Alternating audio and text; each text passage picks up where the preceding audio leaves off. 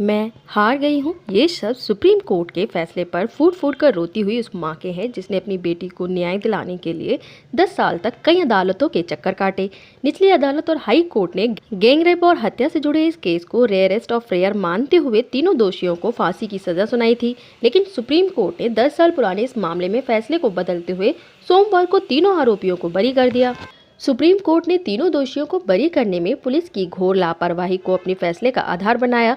Court ने अपने फैसले में कहा कि अदालतें सबूत पर चलकर फैसले लेती है, न कि भावनाओं में बहकर। सुप्रीम कोर्ट ने अपने फैसले में कहा कि आरोपियों को अपनी बात कहने का पूरा मौका नहीं मिला।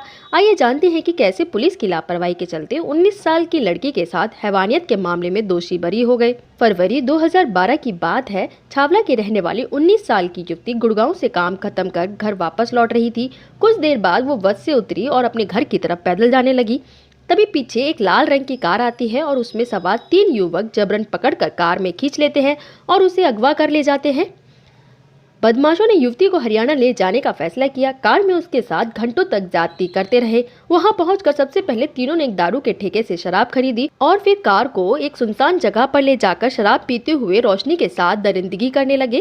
तीनों दरिंदों ने इस लड़की के जिस्म को नोचने में कोई कसर नहीं छोड़ी। उसके जिस्म को कई जगहों से दांतों से काटा गया। उसके सिर पर घड़े से हमला किया गया।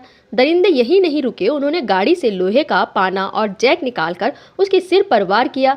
दरिंदों ने उसे जलाकर बदशक्ल करने के लिए गाड़ी के साइलेंसर से दूसरे औजारों को गर्म करके उसके जिस्म को जगह जगह दाग दिया, यहाँ तक कि उसके प्राइवेट पार्ट को भी जलाया। इसके बाद आरोपियों ने बियर की बोतल फोड़ी और उससे लड़की के पूरे जिस्म को तब तक काटते रहे। युवती की मौत हो चुकी थी। इसके बाद उसके प्राइवेट पार्ट में भी टूटी बोतल घुसा दी थी। उन दरिंदों ने लड़की की आंखें फोड़कर उनमें कार की बैटरी का तेजाब भर दिया था। युवती के पिता गार्ड की नौकरी करते थे। जब काफी देर तक लड़की घर नहीं पहुंची तो उन्होंने खोजबीन शुरू की। इसके बाद वे पुलिस से मदद मांगने के लिए भी गए। पीड़ित परिवार ने पुलिस को सारी घटना के बारे में बताया, लेकिन उस वक्त वे हैरान रह गए जब दिल्ली पुलिस ने उनसे कहा संदिग्ध बदमाशों को ढूंढने के लिए उनके पास गाड़ी उपलब्ध नहीं है। इसके बाद पुलिस ने जांच शुरू की। पता चला कि तीनों आरोपी हरियाणा के ही रहने वाले थे, जिनकी पहचान रवि, राहुल, विनोद के तौर पर की गई थी। ये तीनों ही कार ड्राइवर थे। पुलिस ने उनके मोबाइल फोन लोकेशन और कार की पहचान करके तीनों को एक एक धर दबोचा था। पुलिस ने आरोपियों के 16 फरवरी को डीएनए टेस्ट के सैंपल लिए, लेकिन पुलिस की कारस्तानी देखिए अगले 11 दिनों तक सैंपल पुलिस थाने के मालखाने में पड़े रहे। यानी 27 फरवरी को सैंपल CFSL भेजे गए।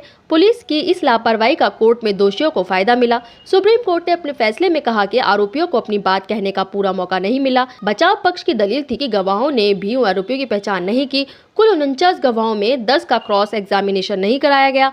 आरोपियों की पहचान करने के लिए कोई परेड नहीं कराई गई। इतना ही नहीं, सुप्रीम कोर्ट ने कहा कि निचली अदालत ने भी प्रक्रिया का पालन नहीं किया। निचली अदालत ने अपने विवेक से भारतीय साक्ष्य अधिनियम की धारा 165 के तहत सच्चाई की तह तक पहुंचने के लिए आवश्यक कार्यवाही कर सकता था। ऐसा क्यों नहीं किया गया? सुप्रीम कोर्ट ने इस बात पर भी जोर दिया कि जांच के दौरान ASI द्वारा मृतक के शरीर के जो बाल मिला था वो काफी संदिग्ध है। आदेश के दौरान कोर्ट ने इस बात का भी जिक्र किया कि लड़की का फील्ड में जो शव मिला था वो सड़ा नहीं था। ये भी सवाल उठाया गया कि 3 दिनों तक शव फील्ड में पड़ा रहा, लेकिन किसी का भी उस पर ध्यान नहीं गया। सुप्रीम कोर्ट ने रेयरेस्ट ऑफ रेयर कहे जाने वाले इस मामले में तीनों दोषियों को बरी कर दिया। सुप्रीम कोर्ट का ये फैसला सवालों में है। कई महिला अधिकार कार्यकर्ताओं ने सुप्रीम कोर्ट के फैसलों की आलोचना की और कहा कि इससे आरोपियों का हौसला बढ़ेगा। फैसले के वक्त पीड़ित की मां और पिता के साथ कोर्ट के बाहर मौजूद एक्टिविस्ट योगिता भयाना ने कहा कि सुबह हमें पूरी उम्मीद थी कि कोर्ट मौत की सजा को बरकरार रखेगी, लेकिन जब हमने सुना कि दोषियों को बरी कर दिया गया, हमें अपने कानों पर यकीन नहीं हुआ। हम इस फैसले के खिलाफ अपील करेंगे। दिल्ली महिला आयोग की प्रमुख स्वाति मालीवाल ने पीड़िता के साथ हुई क्रूरता का जिक्र करते हुए सवाल उठाया कि क्या इससे बलात्कारियों का मनोबल नहीं बढ़ेगा। इसी तरह की खबरों के लिए बने रहें हमारे साथ ही चैनल को सब्सक्राइब करना ना भूलें। बुलंद भारत।